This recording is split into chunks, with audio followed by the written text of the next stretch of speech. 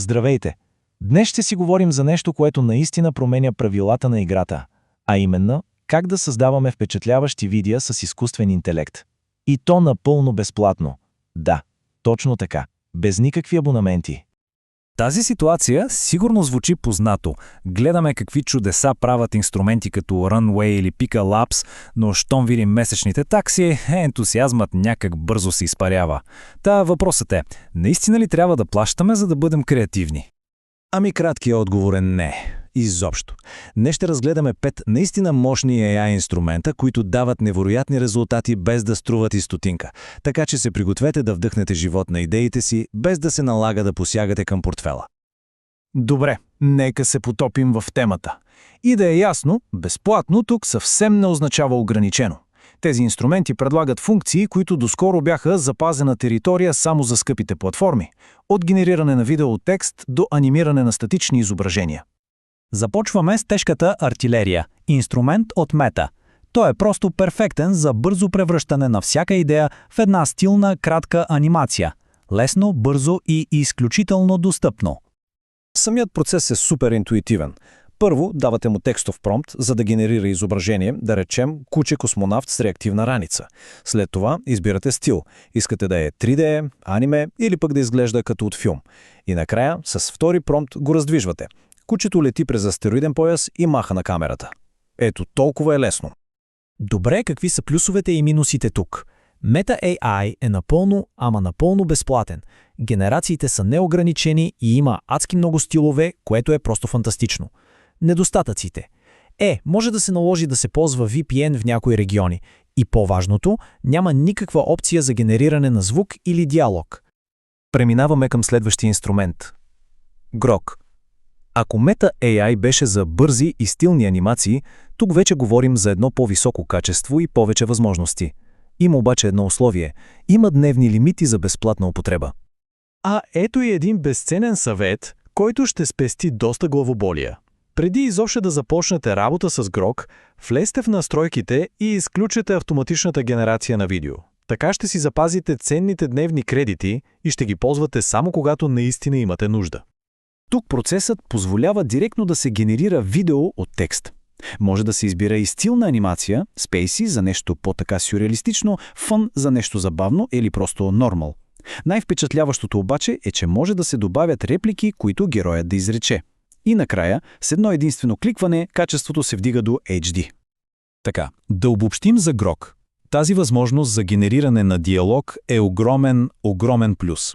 На практика това отваря врати за кратки анимирани скетчове или интервюта, без да са нужни актьори. Лесното HD мащабиране и различните стилове също са супер. Разбира се, основният минус е този дневен лимит на безплатните генерации. Следващият ни инструмент ChatQueen AI има доста уникален подход.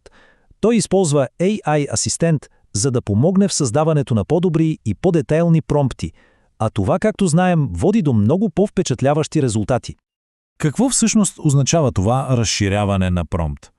Ами то решава един от най-големите проблеми. Какво точно да напишем, за да получим това, което си представяме? Давате на изкуствения интелект една основна идея, да кажем дракон чете книга, а той я превръща в богат описателен параграф. А това вече ще генерира много по-интересна и детайлна картина. Тук процесът е от няколко стъпки, но е изключително мощен. Първо, чатите с AI, за да получите по-добър промпт. После копирате този промпт и го използвате, за да генерирате изображение. И накрая, използвате това изображение, за да направите видео, като тук отново има опция за добавяне на диалог. И накрая, нека разгледаме два инструмента заедно – VMake и ChatM. Те предлагат по-напреднали функции и повече контрол, но всеки си идва със своите особености, които е добре да се познават предварително. Нека видим ключовите разлики. VMake е доста по-достъпен. Регистрацията е лесна и няма воден знак. ChatTrims, от друга страна, изисква повече усилия. Самата регистрация е на китайски и ще трябва преводач. А накрая видеото ще има воден знак. А сега за специфичните функции. С VMake може буквално да се режисира с думи. Команди като Zoom In или Pan Left дават контрол на движението на камерата. ChatM пък дава по-детайлен контрол върху техническите параметри – резолюция, кадри в секунда.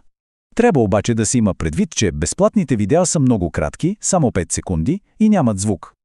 И ето го финалното обобщение, събрано в тази удобна таблица. Един перфектен ориентир.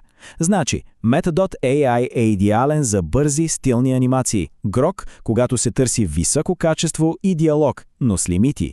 ChatQueen AI, ако е нужна помощ с промпта. VMake дава контрол над камерата, а ChatFrame е за тези, които обичат финните настройки, макар и с малко повече спънки. Всички тези инструменти не са просто някакви алтернативи. Те представляват една фундаментална промяна в начина, по който можем да създаваме съдържание.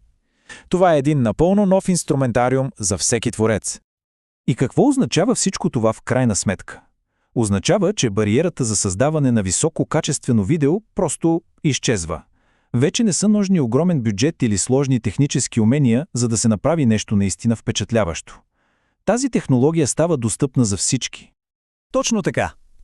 Пет мощни инструмента, които отварят вратата към безкрайни творчески възможности, и то без да се налага да се плаща и лев за скъп абонамент. И това ни остава с един последен въпрос за размисъл. Сега, когато бариерите са премахнати и всеки има достъп до тези технологии, каква ли ще бъде следващата вълна от креативност? Какви истории, които досега просто не са могли да бъдат разказани, ще видим. Бъдещето определено изглежда вълнуващо.